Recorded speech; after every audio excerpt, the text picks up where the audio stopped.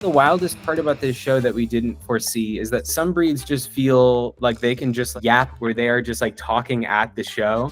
So the show in one sentence is about a dog who gets lost on the 4th of July named Orbit, and Orbit tries to come back home. And while lost, Orbit learns about the story of Laika, the Russian cosmonaut dog. Orbit decides the only way to get home is to become famous like Laika, so that all of the world knows who Orbit is, and that includes Orbit's parents. So I would say the wildest part about this show that we didn't foresee is that some breeds are more vocal.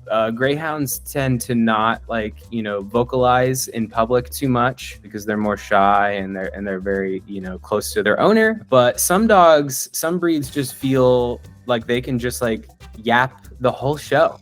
And like it's there just like a 5-year-old kid where they are just like talking at the show, barking at it, and they have no social awareness that like it shows because they don't know. So I think that's like one of the nicest things, that since this is like a clown show as well, that we're able to acknowledge the dogs barking at us and play into it, and it's really sweet.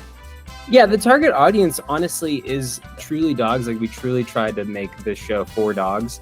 One of the benefits of writing this show for dogs is make a show that people with atypical families would be able to still come and see family-friendly content. As I was dog walking in the city, I learned that there's lots of people who are just young professionals, or for a number of different reasons that they don't have kids. I wanted them to still be able to enjoy the feeling of taking your quote-unquote child to a show and to see them enjoy it. So this is a show where it's this wonderful melting pot where people with dogs, people who don't even have dogs, they can, enjoy the other people's dogs vicariously, like I did, dog walking for 3 years, where young people, old people, all kids, like everyone can come with this equalizer that the show is for dogs, but everyone comes as a result. So when creating this, show's idea was Jaren's, but I wrote it. I have a history of dog walking, so I ended up getting a lot of experience with all breeds, and I felt confident enough that I could write a show where we're able to keep a dog's attention the whole show, and we employ that through a number of different ways. Collective Sum was born out of the Chicago International Puppet Theater Festival's program, which is a residency called Chicago Puppet Lab. The average day typically looks like we load up all the stuff in a car. We go out to the park.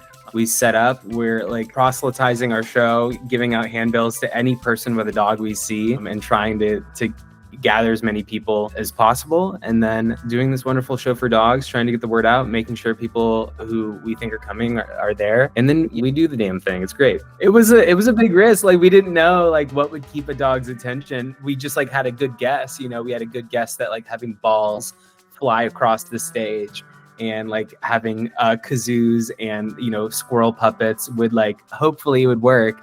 And during the residency, we performed for 6 shows for just audiences of people alone. So we got to perform the show for people and for dogs. And we didn't know if it was going to work until we got into the parks with the dogs. I would say the most rewarding part about this show and working with my collaborators is this thing that only existed in theory before, where that I didn't realize would be so prominent, of that the main joy that the show brings, it's not any of the actual performance that we do. The main joy I get is when we see the moments where a dog comes to interact with a puppet and they are curious and they see the puppet as an equal and they sniff the dog's butt, and they sniff, they do a play stance and they like try and interact with the puppet. And everyone's focused in on this interaction, and it's nothing that I wrote. And in that moment where we're all smiling that there's this unexpected joy happening, that there's no problems in the world in that moment. And that's the most beautiful part about this show. When we paddle out into the lineup, people smile. There's no doubt, and we'll take off on a wave and I hear people going, "Rosie, go, Rosie." It's pretty cool. There's actually quite a few people who surf with their dogs, and then we have these competitions where they surf on their own and they're